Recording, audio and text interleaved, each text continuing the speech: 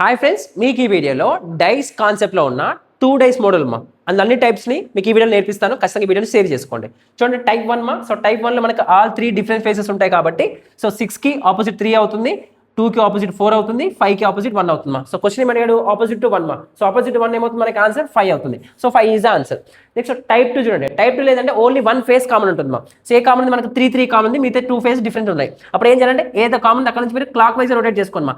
Same వస్తుంది 3 2 6 అవుతుంది. ఇక్కడ చూడండి 3 కదా, 3 5 4 అవుతుంది మా.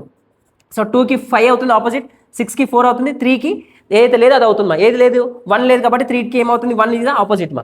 నెక్స్ట్ మా టైప్ 3 మోడల్. సో టైప్ 3 లేదంటే మనకి ఓన్లీ 2 ఫేసెస్ కామన్ ఉంటాయి, థర్డ్ ఫేస్ కామన్ ఉండదు కాబట్టి ఏదైతే థర్డ్ ఫేస్ కామన్ లేదో అది ఆపోజిట్ అవుతుంది మా. సో 5కి ఏమవుతుంది ఆపోజిట్ మనకి 6 అవుతుంది. మనకి ఏమని అడిగాడు, 5కి ఆపోజిట్ అడిగాడు, ఏమవుతుంది మనకి ఆన్సర్ 6 అవుతుంది మా. ఇన్ కేసు ఒకవేళ 5 కాకుండా 3 అడిగాడు అనుకోండి, సో 3కి పక్కనే ఖచ్చితంగా ఆపోజిట్ కాదు కాబట్టి ఏవైతే లేవో అది ఆపోజిట్ అవుతుంది మా. మేబీ 1 అవ్వచ్చు లేదా 2 అవ్వచ్చు. మీరు సేమ్ కాన్సెప్ట్ వేసి నాకు ఈ క్వశ్చన్ సాల్వ్ చేసి కామెంట్ సెక్షన్లో ఆన్సర్ పెట్టండి.